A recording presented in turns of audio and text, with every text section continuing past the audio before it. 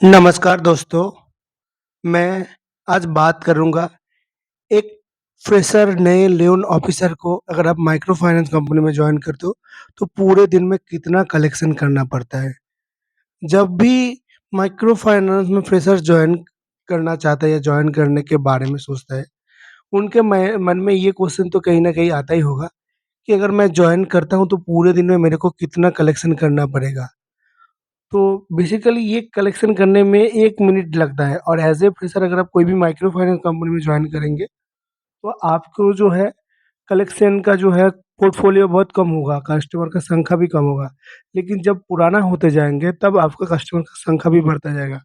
तो जब आप एक कस्टमर का पूरे मतलब कस्ट कलेक्शन करने में 1 मिनट कम लगता है, 1 मिनट या 1 मिनट से कम भी लगता है। तो पूरे दिन में अगर 50 कलेक्शन करना पड़ता है, तो 50 कलेक्शन मतलब 50 मिनट, 1 घंटे से भी कम।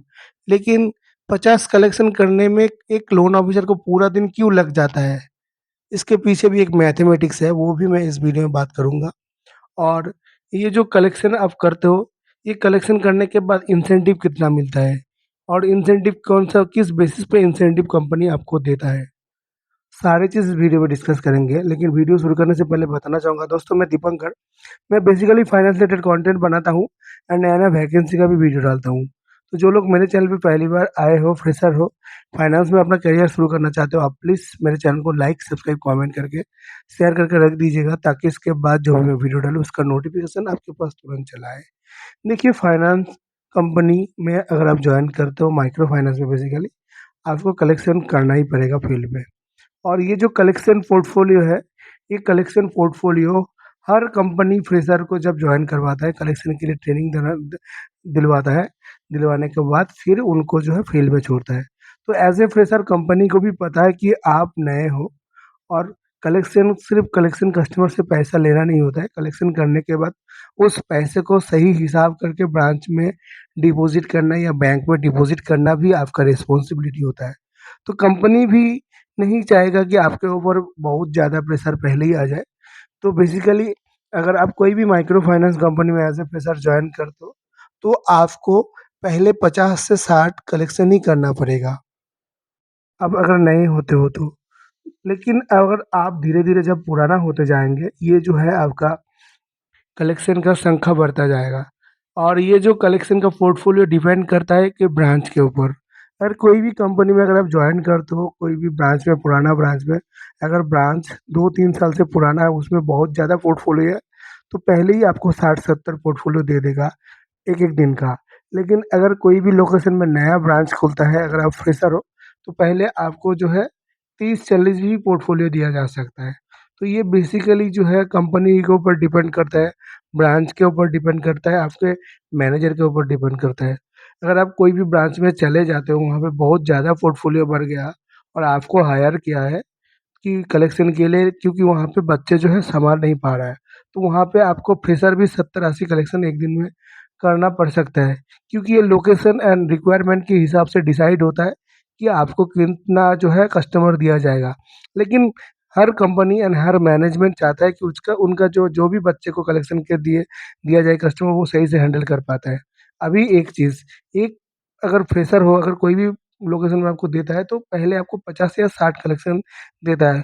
50 कलेक्शन एक कस्टमर के 1 मिनट से कम लगता है कलेक्शन पकड़ लेते हैं 1 मिनट भी लगता है, तो 60 मिनट में कलेक्शन हो जाता है। लेकिन वही कलेक्शन करने में आपका पूरा दिन क्यों लग जाता है? देखिए इसके पीछे रीज़न है कि आप जो काम करते हो ये है आपका जॉइंट लायबिलिटी ग्रुप। ये जॉइंट लायबिलिटी ग्रुप में कस्टमर का जो ग्रुप होता है ना, ये कस्टमर जो है बेसिकली बहुत ही lower end lower class customer होता है और लोअर क्लास कस्टमर होने के कारण जो है रेट ऑफ इंटरेस्ट ज़्यादा होने के कारण भी कस्टमर जो है कंपनी से लोन लेता है और कंपनी भी जो है विदाउट इनकम प्रूफ कस्टमर को लोन प्रोवाइड करता है। तो इनका इनकम सोर्स जो होता है बहुत डिफरेंस होता है। तो क्या होता है जब आप कस्टमर के घर पहुँचते हो, कई कस्टमर ऐसा होता है कि किसी जगह से तनख्वाह लेके आके वो आपको जम मतलब लोन का किस्त देगा। कोई कस्टमर किसी से उधार लेके पैसा देगा, कोई दूसरे के घर में काम करता है। मैं ऐसा नहीं बोल रहा हूँ कि सभी लोअर होता है, लेकिन मैक्सिमम कस्टमर लोअर क्लास होता है। तो लोअर क्लास होने के कारण उनका सोर्स ऑफ इनकम बहुत मतलब डिफरेंट होता है। कोई लेबर का काम करता है, किसी का पैसा नहीं मिला है, तो जब आप कोई भी लोकेशन में जाके पहुँचते हो, तो मैक्सिमम टाइम कस्टमर जो है पैसा नहीं मैनेज कर पाता है। और अगर आपको पूरे दिन में 50 कलेक्शन है तो एक ही लोकेशन में सभी कलेक्शन नहीं रहता है। डिफरेंस लोकेशन में ग्रुप रहता है। बेसिकली जब भी कोई भी कंपनी आपको कलेक्शन के लिए भेजता है, एक ही रूट पे आपको भेजेगा, लेकिन एक ही घर में सभी कलेक्शन नहीं होगा। एक जगह पे कम ज़्यादा से ज़्यादा 10 से 20 कस्टमर हो सकता है, उससे ज़्यादा नहीं होगा। पहले होता था कि एक ग्रुप में 50-40 कस्टमर होता था। लेकिन आज के दिन मैक्सिमम कंपनी एक ग्रुप में 4-5 कस्टमर से ग्रुप बना देता है, क्योंकि आज के दिन अच्छे कस्टमर मिलता नहीं है और जो मिलता है उनका पहले से लोन होता है। तो इसीलिए जो है एक ग्रुप में आपका 5 से 10 कस्टमर होगा, तो 10 कस्टमर भी होता है तो 5 ग्रुप रहेगा। आपको डिफरेंस लोकेशन में जाना पड़ेगा, उसी के बाद आप जाएँगे, सही टाइम पे कस्टमर उसी टाइम पैसा लेके हाथ में हाज़िर नहीं होता है। आपको क्या करना पड़ेगा, बैठना पड़ेगा, फिर धीरे-धीरे कस्टमर आके पैसा देगा। उसमें से 1-2 कस्टमर ऐसा होगा कि पहले पैसा नहीं देना चाहेगा, फिर आपको कस्टमर के घर जाके बात करना पड़ेगा, फिर थोड़ा बात करना पड़ेगा, बताना पड़ेगा, बैठना पड़ेगा, फिर आपको पैसा देगा। तो ऐसे-ऐसे करते-करते पूरा दिन निकल जाता है। फिर आपके पास आता है बिज़नेस टारगेट। कुछ कंपनी जो है लोन कलेक्शन के दिन भी मतलब लोन सोर्सिंग करवाता है। कुछ कंपनी जो है कलेक्शन के टाइम कोई सोर्सिंग नहीं करवाता है। लोन सोर्सिंग क्या होता है? लोन सोर्सिंग होता है जो आप कलेक्शन कर रहे हो, देखिए कंपनी का सोर्स ऑफ इनकम है कस्टमर को लोन बाँटना और उस लोन के साथ जो है इंटरेस्ट आता है, उसी से कंपनी को मुनाफ़ा होता है।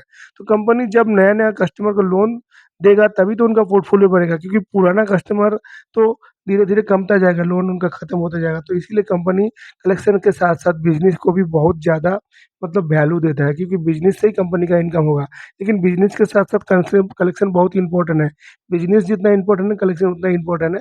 इसलिए बिज़नेस एंड कलेक्शन दोनों के करने के कारण जो है आपको जो है टाइम बहुत ज़्यादा लग जाता है। और ये कलेक्शन का इंसेंटिव कैसे डिसाइडेड होता है? देखिए कलेक्शन का इंसेंटिव डिसाइडेड होता है पोर्टफोलियो के हिसाब से। तो कंपनी एक मतलब पैरामीटर सेट कर देता है कि अगर आप 98% करेंगे तो आपको 5,000 दिया जाएगा। अब 97% करेंगे तो आपको 4,000 दिया जाएगा। 96% करेंगे या 95% करेंगे तो आपको 3,000 दिया जाएगा। तो ये जो टारगेट है, ये टारगेट कंप्लीट करने के बाद फिर आपको जो है इंसेंटिव मिलता है। इंसेंटिव कैसे मिलता है? सपोज़ आप कोई भी कंपनी में जनवरी में टारगेट कंप्लीट करते हो, तो इसका जो इंसेंटिव है नेक्स्ट महीने फरवरी का जब सैलरी आएगा, फरवरी महीने के सैलरी के साथ ये इंसेंटिव ऐड होके आता है। इंसेंटिव आपको तभी मिलेगा जब आपके नाम पे पोर्टफोलियो हैंडओवर होगा। अगर आप कलेक्शन करके ला रहे हो लेकिन कलेक्शन कोई दूसरे लोन ऑफिसर का है, वो अपने आईडी से पोस्ट कर रहा है, तो उस टाइम आपको जो है इंसेंटिव नहीं मिलता है। तो जो लोग सोच रहे हो कि सिर्फ़ माइक्रो फाइनेंस में जॉइन करने के बाद तुरंत ही आपको इंसेंटिव मिलना चालू हो जाएगा, तो ये गलतफ़हमी में मत रहो।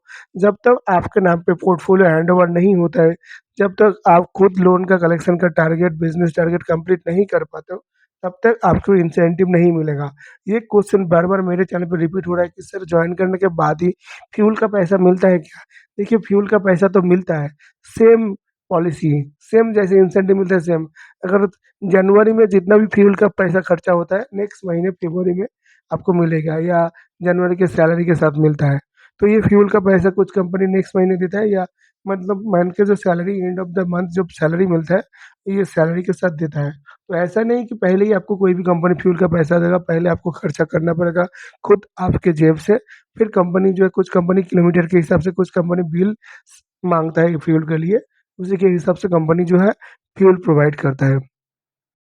और कलेक्शन एफिशिएंसी बढ़ाने के लिए क्या करना चाहिए, वो भी मैं टिप्स देना चाहूँगा। देखिए कलेक्शन एफिशिएंसी बढ़ाने के लिए आपको क्या करना पड़ेगा, जब भी आप कोई भी ग्रुप में जाएँगे कलेक्शन करने के लिए, कस्टमर को एक टाइम देना पड़ेगा कि आप सुबह 8 या साढ़े 8 बजे सभी कस्टमर जो है इस घर में आके आप जो है कोई दीदी का घर में ग्रुप सेट कर दीजिएगा, उस घर में आके कस्टमर पहले से अवेलेबल रहे।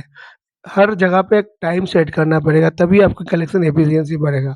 टाइम सेट करना पड़ेगा और सेम टाइम पे जाके आपको उस जगह पे पहुँचना पड़ेगा। सपोज़ आप एक ग्रुप के लिए टाइम सेट किए हो 8 बजे, यहाँ पे 5 कस्टमर हैं, 4 कस्टमर पैसा दे दिया, 1 कस्टमर पैसा नहीं दिया। नेक्स्ट ग्रुप है आपका साढ़े 8 बजे, 1 कस्टमर जो पैसा नहीं दिया, उस टाइम उस कस्टमर के पास नहीं जाना है, अगर आपके पास नहीं टाइम नहीं है तो, आपको दूसरे ग्रुप के पास चले जाना है। वहाँ पे कलेक्शन करने के बाद जब आप रिटर्न होंगे, फिर जो ड्यू कस्टमर है उसका कस्टमर का घर विज़िट करना पड़ेगा, इससे आपका कलेक्शन एफिशिएंसी बढ़ता है। तो चलिए आज का वीडियो यहीं खत्म करते हैं, इसी तरह के कंटेंट के लिए आप प्लीज़ मेरे चैनल को लाइक, सब्सक्राइब, कमेंट करके फॉलो करके शेयर कर दीजिएगा। धन्यवाद।